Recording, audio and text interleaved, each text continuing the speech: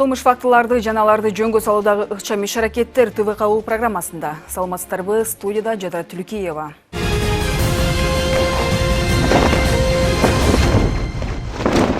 Өткөн аптада жол кырсыктарынын саны арбын болду. Кээ бир кырсык адам өмүрүн алып кетсе, айрымдары катуу жараттар менен ооруканага жеткирилип жатты. Ал эми кырсыктардын себептери ар бириники ар башка. Бири жолда шашып, катуу ылдамдыкта айдаса, башкасы жөн гана бурулуштан чыгып кеткен.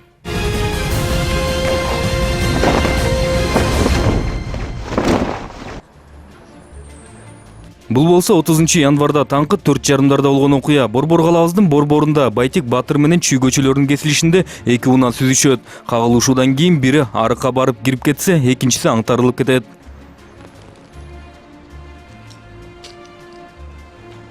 Кырсык болгон жерде ошол эле замат күбөлөр чогулуп, эки унаага тең чуркап барышып, ичиндегилердин амандыгын текшеришет. Ордуна тез жардам кызматы чакыртылат. Тез жардам кызматкерлери ошол эле замат жабыркагандарды биринчи кароодон өткөрүшөт. Аңтарылып калган Honda CR бөлгөсүндөгү унаанын айдоочусу өзү басып келип, ак халатчандардын колуна түшөт.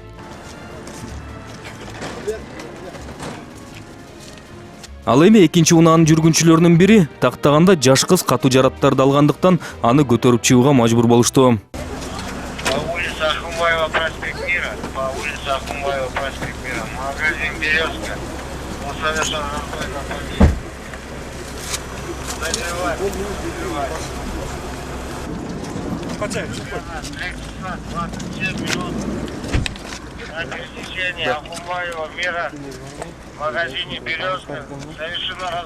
Ордунда ошондой эле тартип сакчылары иш алып барып жатышты. Коомдук тартипти сактап, жол кырсыгынын кесепетин аныктоочу топ келгичи айдоочулардын документтерин алып коюшту. Албетте андан соң кырсыктын картасы чийилди. Ордунда кимиси күнөөлүү деген сөздөр көп чыгып жатты. Андыктан болгон жерден күбөлөрдү издеп, баары тең ушул кесилиштеги светофордо орнотулган камералардын иштебей турганына нааразы болуп жатышты. Бирок бактыга жараша арыкка кирип кеткен Subaru үлгүсүндөгү унаанын аркасында видеорегистратору бар такси келе жатып, баарын тартып алганга үлгүрүптүр. Бул тасмада көрсөтүлүп тургандай, Subaru үлгүсүндөгү унаа светофордон бир аз эрте чыкканы көрүнүп турат. Ал эми ак түстөгү Honda унаасы светофордун сары өңүнө өтүп, бирок кызыл күйгөндө Subaru унаасына урунуп, алыс алып кеткени чагылдырылган. Ал гана эмес, Honda унаасы катуу ылдамдыкта баратканы көрүнүп турат. Балким сары түскө өтүп кетем деп шашкандыр. Аты жашыл жанганда экөөбүз жылабыз. А тиги кызылдан уруп келип сени кагып кетти. Карап коесуз. Аны көрүн. Дэң, одар.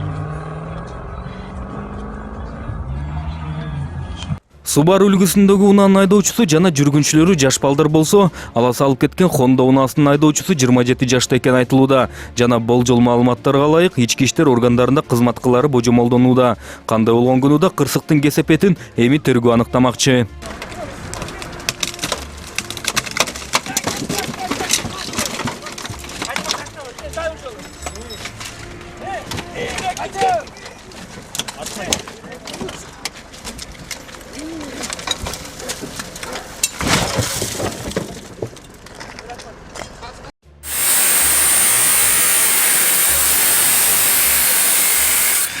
Бул тасманы болсо Кочкор райондук өрткө каршы кызматы жөнөткөн. Мында чагылдырылган окуяда куткаруучулар унаанын ичинде калган жансыз денелерди чыгаруу менен элек. Айтсак, бул жол кырсыгы Долон ашуусунун эң кооптуу делген бурулушунда болгон. Кытайдан товар ташып келаткан Хова жүк ташуучу унаасы бурулушка кирбей жолдон чыгып кеткен. Куткаруучулардын айтымында окуянын жыйынтыгында ичиндеги эки айдоочусу менен жүргүнчүсү бул дүйнө менен кош айтышкан.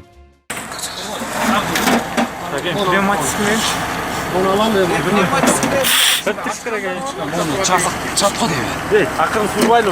Çatko sonra. Suru almayız. Pneumatik. Сурганда болбойт. Açık kere gel. Yine nasıl gel? Moyilge. Durma taka. Moyilge bir takap versen. Çoğurak kılarsak. Cap. Kayra mında ya. Cap. Cap. Балдардын жансыз денелери ошол эле түнү Кочкор райондук оорукананын жансыз денелер бөлүмүнө жеткирилип, ал эми кырсыктын кесепеттерин жөнгө салуу иштери эртеси да уланган. Айтымдарында унаа жүгүн чогултуу жана өзүн жардан алып чыгуу кыйынга турду. Айтсак, бул кырсыкта каза болгон эки бала тең Нарын областынын тургундары экени анык болууда.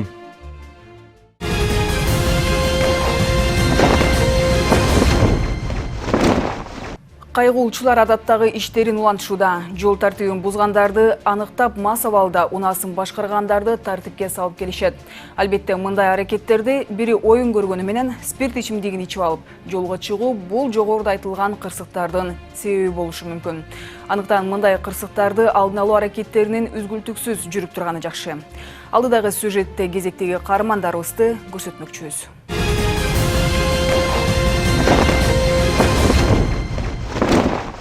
Tuz barıp koyalım. Tekşerip koyalım yüzünü.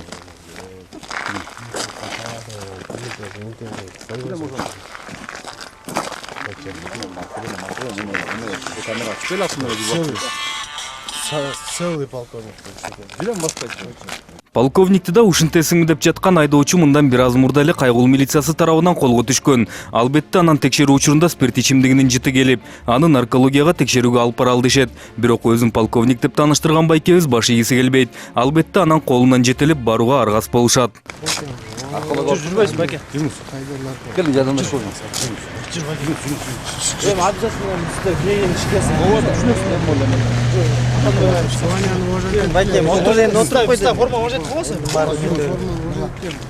Бирок унаанын ичине да отургузуп бир топ маселе жаратты. Айдоочу өзү ичинде отурса да бутун сырткары чыгарып алып, кайгуулчуларга таарынычын айтып жатты.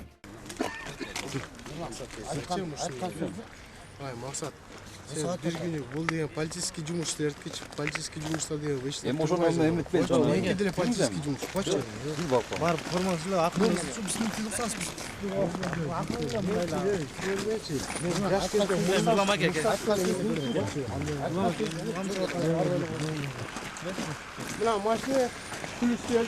Пожалуйста, al getir. Narkologa barıp koyalım var. Ben даже içken yok. Kaç. Bileğini içken kaçın. Зачем?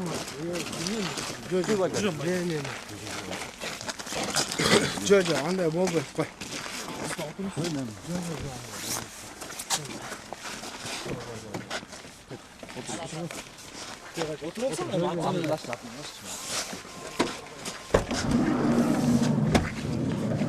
Gelin kızlar oturun. Otursan sen, bir yakın otursan sen. Otur koyun. Gel otursan sen. Bu ildir bana reklam oldu. Alo.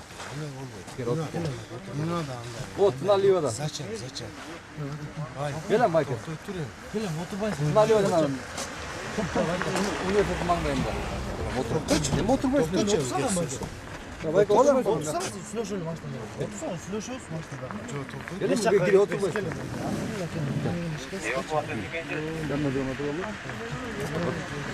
Otur Michael. Yok Michael. Yok, otursan şöyle şöyle. Otursan sen.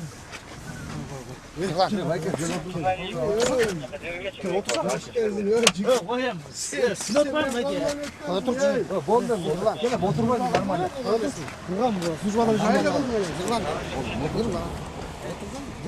Акыры алыша отуруп муну да отургузушту. Баш ийгиси келбеген айдоочуну сөз менен алда отуруп көндүрүп, ичип ичпегендигин тастыктоо үчүн наркологияга жеткиришти. Буга чейин унаасына киргиси келбеген айдоочу эми чыккысы келбей жатты. Olsun. Gel şu koyu ispir. Hey. Devam et.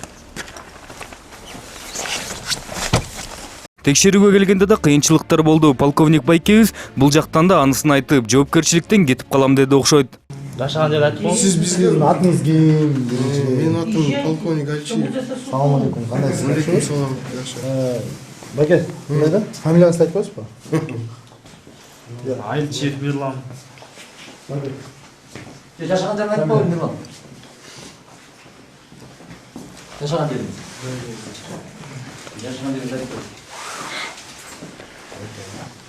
Ак халатчандардын текшерүүсүнө келгенде анан буга чейин мен ичкен да эмесмин деген кишибиз ичкем деп мойнуна алып баштады. Бирок тартипке ылайык баары бир түтүкчөнү үйлөш керектиги айтылып көндүрүштү окшойт. Албетте анысы ичкендигин тастыктап берди. Ал эми тартип сакчыларга нааразы болуп, бүткөн айдоочу акыры бизге да таарынып баштады. Айтымында биздин чыгармачыл топ Таластагы иш сапарында бул байкебиздин инисин да тартип бузуу менен тартып алганбыз.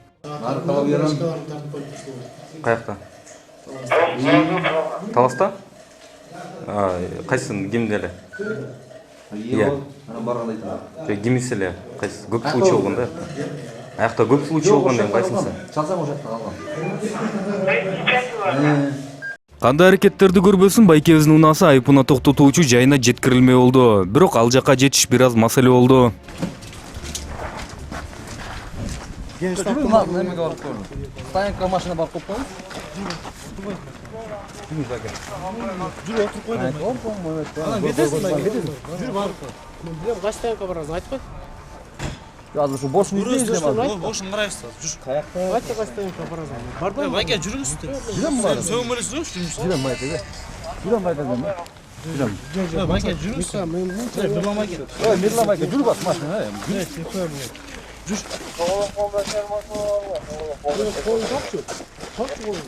Баспайсың мына эмне болот? Тартпайлы бассын. Бас барбайсың, жүр жанына ал эми. Тийиштүү жайына жеткирилген соң да тынчыган жок. Протоколго кол коюп жатып, аны колго түшүргөн кайгуулчуну коркутуп да жатты. Албетте бул кылыгына жини келген кайгуулчу ага бир сыйра тарбия сабагын өтүп, ордуна коюп койду. Уландай кылам деген эркек мындай айтпай эле дебей эле кылат. Анан келип мага келип неме айтып 126. Эме кылбайт, коркутуп тигин-тигин. Кыласыңбы? Айтпай эле келип кыла бер. Колуңан келгенин кыла бер. Телефонун айтып кыла бер. Кандай болбосун айдоочубуз кандай коркутуулар менен кыялдарын көрсөтпөсүн, иш өзүнүн угу менен жүрүп аягына да чыкты. Полковник атаган айдоочуну болсо баардык процедуралар бүткөн соң үйүнө кое беришти. Бул унаанын айдоочусу дагы спирт ичимдигин ичип алып айдап жүрөт деген шек менен колго түшкөн. Жана биз барганда аны текшерүүгө жаңыдан наркология бөлүмүнө алып келишкен. Албетте бул жака унчукпай кирип баратканы менен кайгуулчулар толушканда анын жүргүнчүлөрү кошо чыгып ылы чуу салышкан экен. Ал гана эмес, прокуратурада иштейбиз деп коркутушуп, бул жигит ордунан Чүй областтык прокуратуранын кызматтык күбөлүгүн көрсөтүптүр. Булардын мындай кылыктарын ордунда кайгуулчулар менен бирге иш алып жүргөн ОК Народа жарандык коомунун активисттеринин бири тартып алыптыр. Анда жүрбөйсүз өзүнчө акча алып келе. Кимши кимде экенин көрөлү. Представьте, что у вас.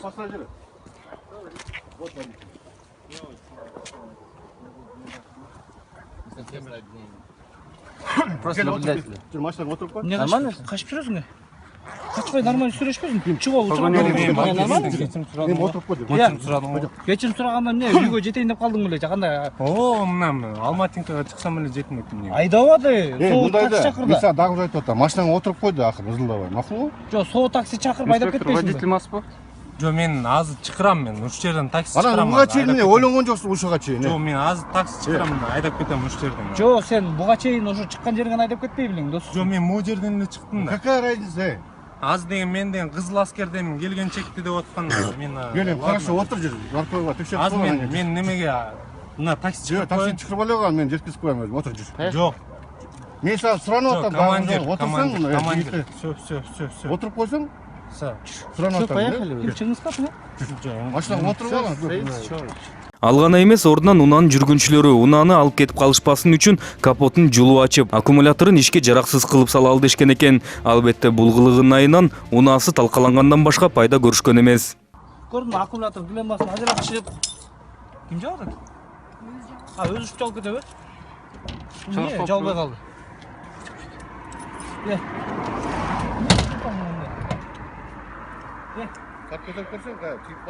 Тиіп қалды, көтерсеңіз. Немесini жауып салып тұр. Заман.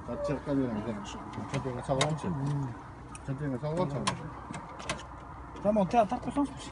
Айдоочуга ордунан тартиптин баары түшүндүрүп беришти. Бирок ага да көнбөй, эмнегедир чоңдорду чакырылга деп жатты. Мен отуруп атам. Жок, генералды чакырып алам. Генералдын эме сөйлөгөн түшүрөт.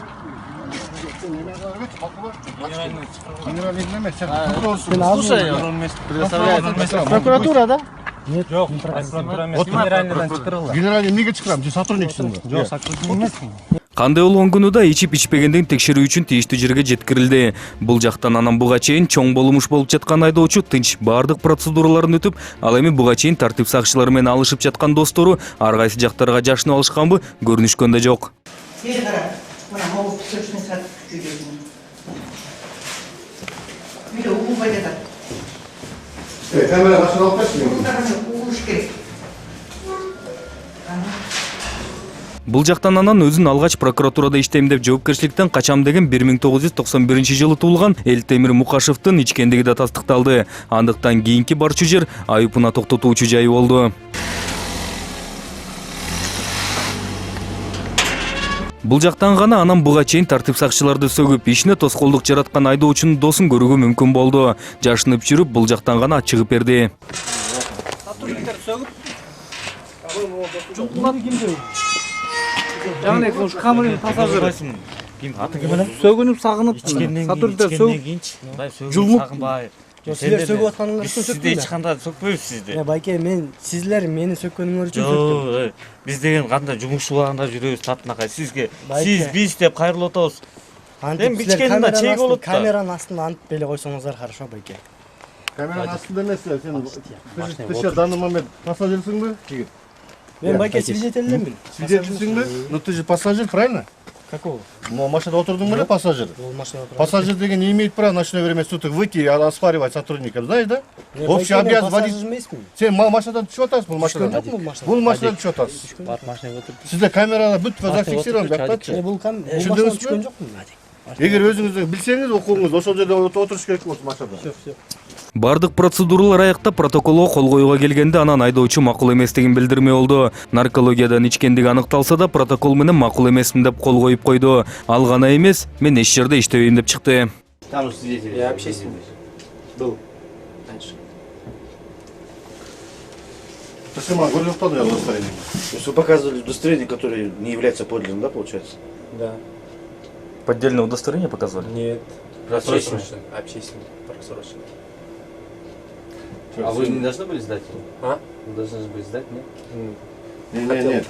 Данный водитель мне показывал, он водитель Чуйской областной прокуратуры, да? Правильно? Нет, там общественник. Нет, не знаю, общественником вы работаете или нет, я точно не знаю. Но вы мне показывали удостоверение прокуратуры Чуйской областной. Правильно, да? В данный момент она у вас находится в кармане сейчас? Нет. Не у меня. Не у вас, не знаю, или в машине, или в кармане. Не знаю. Потом вы мне предоставили паспорт, правильно? Так было? Вот. Мынтип Чүй областынын прокуратурасынын айдоочусунун кызматтык көлүгүн көрсөткөн айдоочунун унаасы камалып, өзүнө протокол толтурулуп үйүнө кое берилди.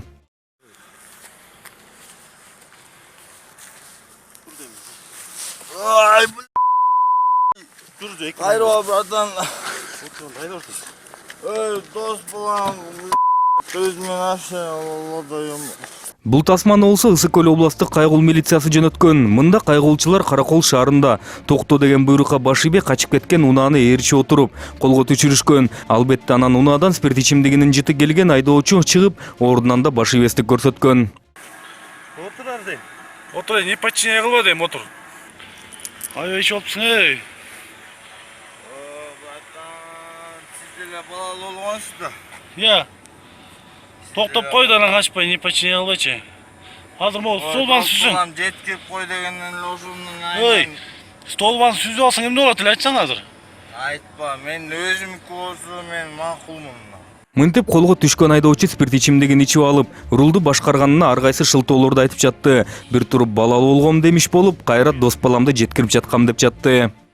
Канча иштиң эле? Я, Канча иштиң эле? мен аны сим айтып эле койчу, братан. Кел, эркекче сүйлөшөлү, братан. Мен азыр досум Жакыра менен мояктыр эле, кроссовок эле. Атың ким? Сим айтып эле койчу, брат. Айтпай, айта бер да. Өчүрүп турабыз эмне? Кандай өчүрүп салабыз? Сим айтып эле кой. Сөгүнбө дейм. Сөгүнбө дейм мен сени. Эмне сөгүнүп атасың? Койчу, братан. Мен сага сөгүндүмбү? Эмне сасып атасың, жөнөй жөнөй. Кандай сасып атасың? Сен деле менен үй бүлөлүү тякпек адамсың го эми, көлдүк болгондон эле. Койчу, братан. Эмне качасың? Алгач мынтип баш ийбестик көрсөтүп, качып барып, колго түшүп, анан ар кайсы шылтоон айткан айдоочу тартип сакчыларынын унаасына отургандан кийин сөзгө тарта баштады. Сүйлөшүп эле бүтүрбөйлүү деп аракет кылып, акырын жергиликтүү наркология бөлүмүнө чейин жетип барды. Жазбайлы коем, братан, аны өчүрүп берсең. Анда эркекче айтпайсың да. Койсуң. Жазбайлы кой дейсиң да. Фамилиямды айтып кой. Отырасың, бұл еже отыра алмақ бұл кешке. Айтпайсың фамилияны, берме. Мага эже керек жок, брат. Эмнеге? Өчүрүлө койчу, брат. Эмне менен алдын буйруп атасың аны? Ел айтanda айтпайсың. Мен эжесиз эле сүйлөшөм, эмне эле уктасың, братан? Өчүрүп койчу. Сүйлөшөп базап элек, эмне уктасың? Жок, айтпайсың фамилияны. Айтпайсың, нормально айтпайсың мында. Өчүрүп койчу, братан. Кандай сүйлөшпөй? Сүйлөшпөйм деп.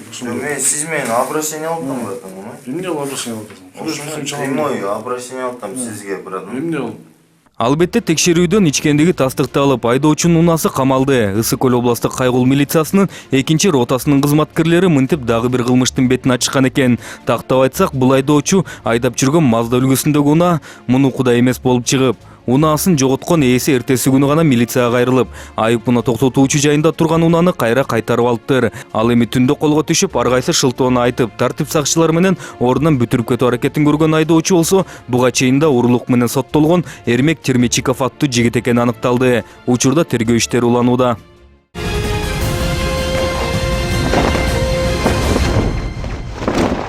Ушул сыяктуу окуяларга күбө болсоңуз, экрандагы телефонго чалып же WhatsApp аркылуу байланышка чыксаңыз болот. Ал эми биз сиздер менен кайрадан эфир аркылуу көрүшкөнчө саламатта болуңуздар.